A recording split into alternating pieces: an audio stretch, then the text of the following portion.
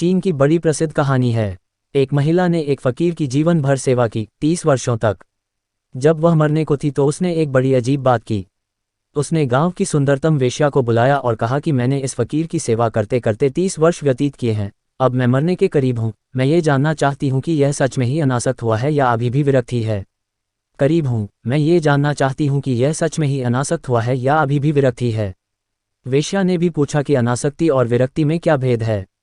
उस स्त्री ने कहा, विरक्ति का अर्थ यह है कि अभी भी आसक्ति है और आसक्ति का डर है और आसक्ति से बचने की चेष्टा है।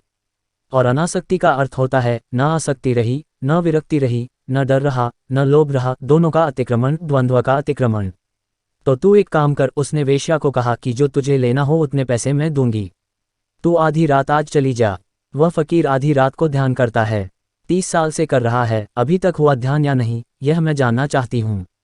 मरने के पहले ये पक्का कर लेना चाहती हूँ कि जिसकी सेवा की, व्यर्थ ही तो नहीं की। तो तू चली जाना भीतर। उसकी झोंपड़ी का द्वार अटका ही रहता है क्योंकि कोई कभी जाता ही नहीं। तू द्वार खोल लेना, और वह कुछ भी कहे, एक एक बात का ख्याल रखना, मुझे तुझे बताना पड़ेगा। और जाकर एकदम उसका आलिंगन कर लेना। वह क्या कहता है, क्या करता है, बस तू लौटकर मुझे बता देना। मरने के पहले मैं ये जान लेना चाहती हूँ।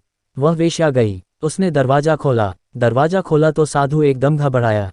उसने आंख खोलकर देखा, साधु ने ध्यान करने बैठा था। एकदम चिल्लाया कि अरे दुष्ट स्त्री, तू यहाँ क्यों? बाहर निकल, आधी रात को तुझे यहाँ आने की क्या जरूरत? लेकिन उनकी जबान लड़खड़ा गई। उसके शरीर में कंपन हो गया। लेकिन वह स्त्री तो पैसा लेकर आई थी, वह तो चलती ही आई। वह चिल्लाया कि दूर रह, पास क्यों आ रही है? वह इतने जोर से चिल्लाया कि पास पड़ोस के लोग सुन लें। लेकिन उस स्त्री को तो अपना काम पूरा करना था। वह तो आकर उसको गले लगाने लगी।